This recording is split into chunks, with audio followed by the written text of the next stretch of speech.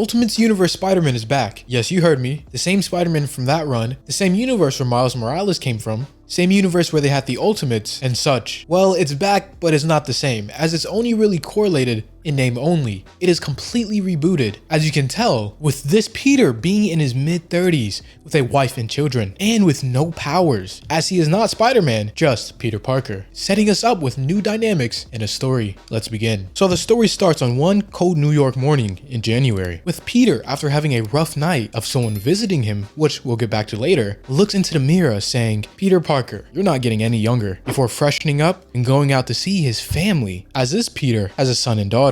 His son's name is Richard and his daughter May, and you can guess where those names came from. And as he's pouring up his morning coffee, MJ walks in, saying how he looks a little rough around the edges and how he didn't come to bed that night. And as they're talking, May, the daughter, picks up what seems to be a reflective sphere, playing with it, but Peter quickly snatches it from her, saying, "Nope, not a toy, kiddo," as in that sphere is something very important. And with MJ seeing Peter being defensive and jittery, she says, "Do you want to talk about it?" With Peter responding, "Yes, I do, but not right now. I have somewhere to be," as he then says his goodbyes to his family and heads off to work at the Daily Bugle, where even after 20 years he is still working. And who was still running the Bugle at this point? None other than Jameson himself. And with him running through the office doing his iconic Parker yell, he walks right up to Peter, saying no time for chit chat, which confuses Peter a bit as he still continues to walk off and yell Parker, before coming to an office seeking a different Parker, who in this universe it's Ben Parker, who is alive and also works at the Daily Bugle as a managing editor. So in this universe, he never lost his aunt and uncle.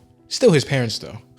They're still gone. But Jameson basically arrives there to tell him that there's a very important meeting that all management and editors need to be at, even saying that he will go as far as to push it back, or at least try to, if Ben needed him to. Which in this version, at least in the current timeline of this, Ben Parker is more chill and like laid back, or at least that's what it seems like on the outside, mainly due to another event that we'll get to in a second. But with Ben just saying, "It's not a problem, don't push it back, I'll be back soon," as he and Peter need to go somewhere. And as Peter arrives, they head off, but not before Jameson stopping him again, saying, "Hey Peter, where's your tie?" And with Peter saying, "I don't actually wear ties, I don't think I even have one," Jameson says you need to wear a tie, before giving him his, which really just goes to show you the type of dynamic in this universe that they have. Unlike in the canon, or at least more traditional Spider-Man stories, Jameson is usually on Peter's tail, but here they have more of a, dare I say, friendship kind of thing going on. And as Peter and Ben walk out onto the cold New York streets, they walk together to some kind of crowd, some memorial. As you see, recently in New York, there was some type of terror attack led by Stark himself. And some of the casualties of this attack were May Parker and even Norman Osborn. And as Peter and Ben are there, along with Peter's family, they stand, listen, and grieve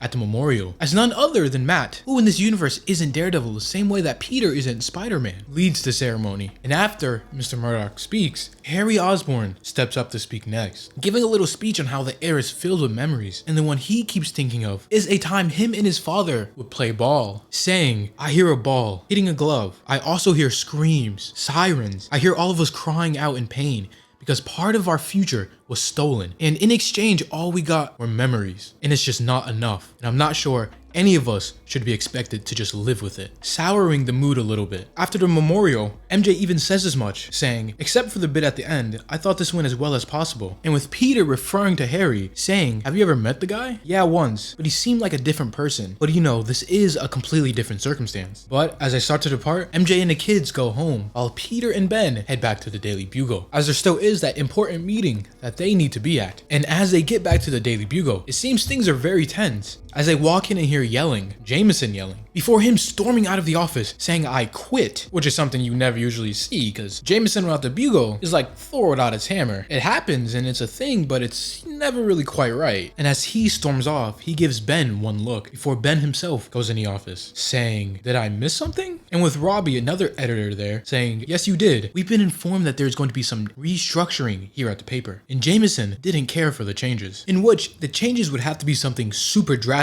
if Jameson himself walks away from the Bugle. So then Robbie then further explaining, saying, "There is an ever increasing number of complaints from our advertisers about some of our content, specifically about the Stark terror attack. So we're going to be making some changes at the behest of both the board and the broader ownership in general. Basically implying that the board and the higher ups are trying to silence them from reporting on the full truth. And this being an especially touchy subject because he lost his wife, Aunt May, he says, how do you think I should feel about that? But before anyone can continue or answer, someone new enters the room. Wilson Fisk, the kingpin himself, who in this universe seems to own or at least are one of the higher ups of the Bugle. With him explaining, Jameson's out and now the paper needs new leadership and you are the obvious choice. So I suppose congratulations, Mr. Parker. It seems you've got yourself a promotion. That is if you want the job, of course, and if you can toe the line. Making the room go quiet and everybody look at Ben. But you see, Ben Parker is a man of principle. He's not just going to roll over and not report the truth just because some higher ups don't want him to. So he simply smiles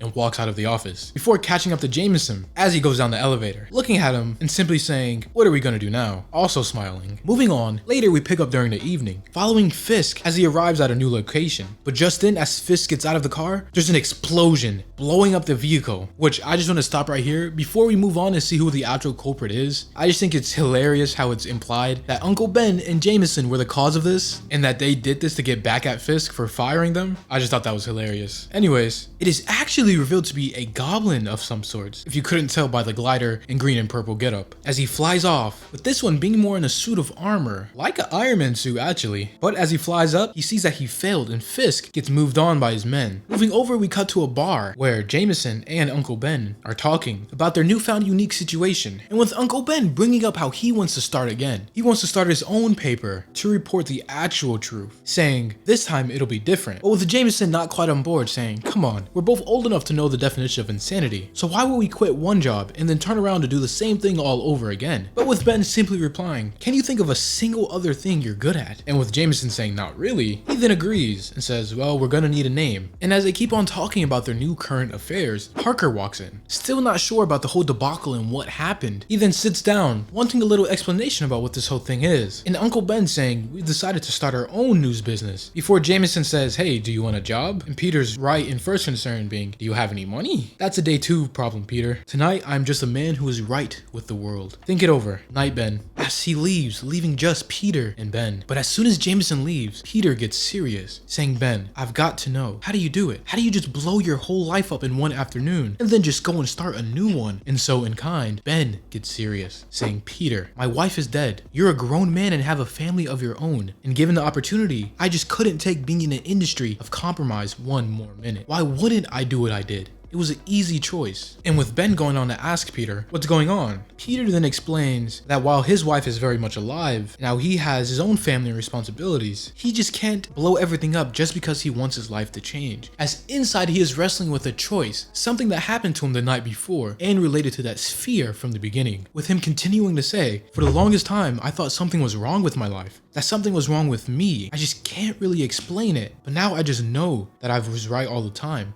I don't know what to do.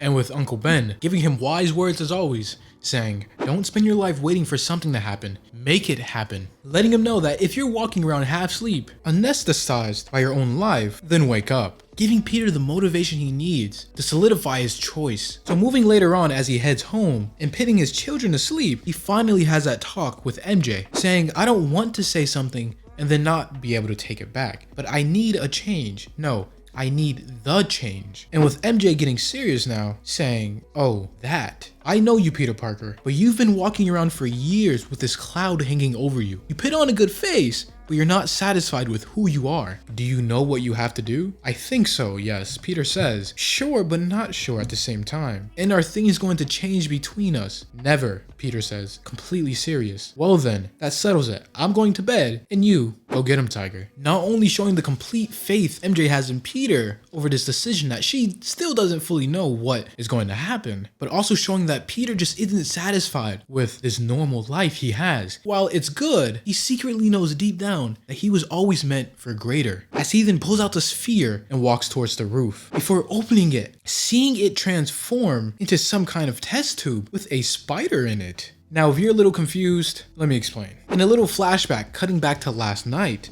We see Peter on his computer just doing some work before a box appears in his room, expelling massive amounts of energy, but also talking to him, saying, "Peter Parker, this is for Peter Parker," before a hologram or form appears, and it is none other than Tony Stark, Iron Man, who seems to be way younger here. But he goes on to explain, "I am sending you this from the future, 6 months into the future to be exact, as there was an attempt on my life. I'm sorry, I can't be more specific than that because we have to be careful. This world is more complicated and dangerous than you could ever believe. All I can ask is that you listen and listen carefully," before popping out the sphere and giving it to Peter, saying, "Inside is a Picotech stealth suit to mask your identity and a bioorganic catalyst for you to undergo post-human transformation." And Peter being rightly confused as this situation is just beyond crazy, especially compared to the normal life he has been living up to now, Stark continues to say, "20 years ago you were supposed to be bitten by a radioactive spider that would have given you amazing powers, and with them you would have become one of Earth's most prominent superheroes. Instead, a great evil traveled throughout all time and erased all of the heroes from this world. You were one of them." And the great evil he is talking about is the Maker, who, if you didn't know, is an alternate version of Reed Richards from the original Ultimates universe. But Secret Wars happened, that got destroyed, and now the Maker is here, as Stark explains, so that he could treat this Earth as some kind of experiment. And together, Stark, Spider-Man, and the other heroes he's doing this to will help to free the Earth. You were supposed to have a different life. You were supposed to protect the innocent, save lives, and inspire citizens of this world to be their best selves. But instead, all of that was taken from you. Do you want it back? And as Peter picks up the spider vial, whispering to himself, "I want it," letting it bite him and finally turn him into the friendly neighborhood Spider-Man. As we see, which 100% won't be the final design, but a suit of some kind, a stealth suit as Tony said, all black, finally correcting what Peter should have been all along, a hero.